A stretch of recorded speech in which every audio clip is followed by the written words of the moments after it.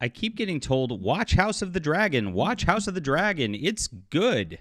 And there's nothing good about this. I attempted to watch the show. I got about 20 minutes into it the other day because everybody's hyping up season 2. And I'm just going to be honest, this show is just pornographic. And that's all there is to it. It's really ridiculous that people are hailing this as something great. It is showing how low the bar is in our current culture and how these writers can't actually just make something interesting without doing some shock stuff and porn stuff just to get people hooked on it, like through dopamine hits rather than good writing. And that's where we're at now. To me, it's no different than Game of Thrones. Everybody was into Game of Thrones the first couple of seasons. It was super pornographic and gross. George R.R. Martin, the writer, is a complete hack who can't even finish the story. They finished it up and they upset the entire audience. And then everybody came back for more for a prequel in the same bad setting. I mean, what the hell? This is the most overrated show in the history of everything. And now it's really going mask off or underwear off, we should say, in its agenda here this week. And I'm going to take some flack for this, but I also don't care because somebody needs to speak up and say this. Everybody else is going to consume, but not here. All right, my name's John Delarose. I'm a #1 best-selling science fiction writer and actually wrote a fantasy novel that does not rely on any sort of shock stuff. It is very much just classic style of storytelling. What I did is I took what I like short stories and made them chapters and into a longer narrative. And that's kind of how they did things in the past. If you go back to the golden age of fantasy, Paul Anderson, Robert E. Howard, all that stuff, it was all about short stories that they, quote, fixed up into novels. I kind of reverse engineered that here and put it on my web store. This is the only place it's available, only in the ebook. I never released it otherwise. So check this out. So my store is delarose.com/store. It is in the description below, along with other ways to support our great writing. Way better than anything George R.R. Martin could come up with. And the story actually finishes. That's another benefit here. So check this out. Thank you guys for supporting our art. There's lots of other books on there. Just read whatever speaks to you, and I appreciate you for reading. And also, hit the like and subscribe button. Join us here. We have a wonderful community, and we're going to make this culture great again, despite like the low bar that exists now. Like I said, I attempted to watch House of the Dragon a couple of weeks ago. I got into the first episode, and immediately there was a pornographic scene of some dude banging a hooker, full frontal, nasty stuff, while other chicks watched. And of course, I'm sure there's a segment of the audience that really, really enjoys that. That's because everybody in our society is addicted to porn now. It's disgusting. And then, like 2 or 3 scenes later, there's a very gruesome, bloody, and this is gore porn, basically, scene where the guys in this are going after some insurrectionists or whatever in the city, and they cut off some dude's ball sack. And then it flops down onto the stone, and you can see it there. I'm like, okay, that's enough. Like, I do not need more of this. So shock and gore porn, actual porn, I mean, that is what this is relying. It's really lazy writing. And I don't care if other people go, oh, it's actually way better than The Acolyte. The Acolyte did the same thing. It's actually exactly the same scenario. They make the Sith guy hot. They have him strip in front of the girl. I mean, they didn't show it, but they implied it. It was the same sort of lazy fanfic writing that you get here. This is just Game of Thrones fanfic porn, right? And now it's gone even crazier in a new episode here, as they're having a fully erect penis in the graphic House of the Dragon scene. This is what they're doing. I don't know why people are going and clapping for this. This is disgusting. Game of Thrones has been long known for its explicit content, its gross content. Yeah. After all, it didn't earn the name Tits and Dragons for no reason. Yes.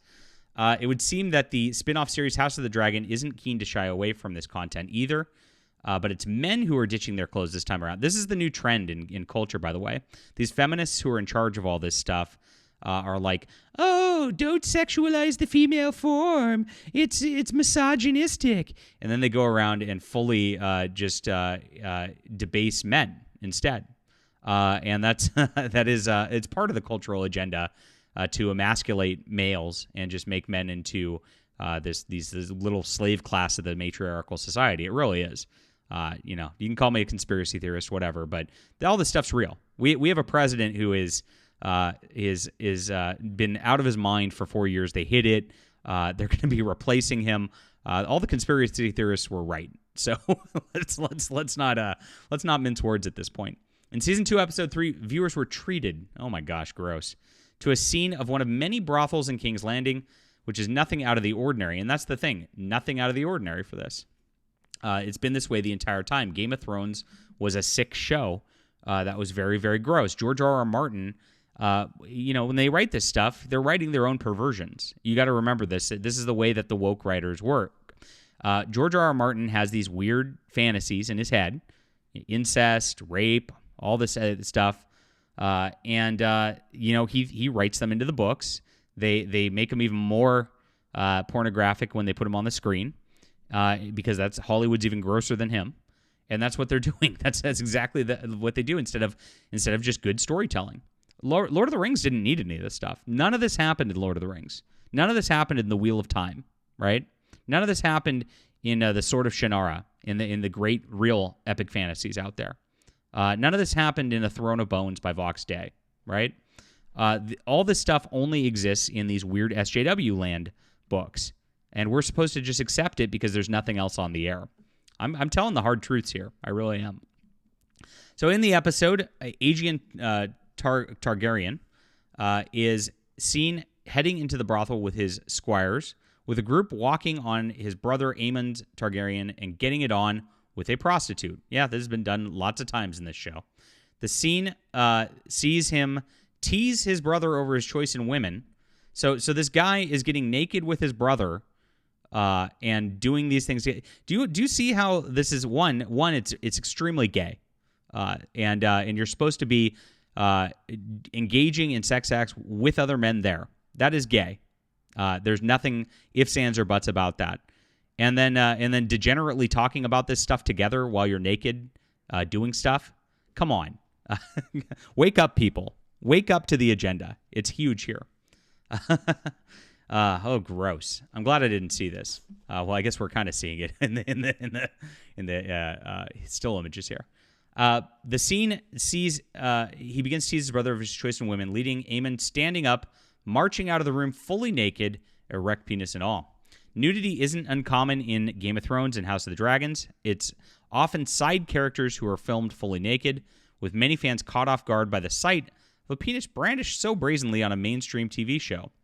I did not expect this scene, one person wrote on social media, along with a gif of a woman closing her laptop in shock. It's too much. It really is.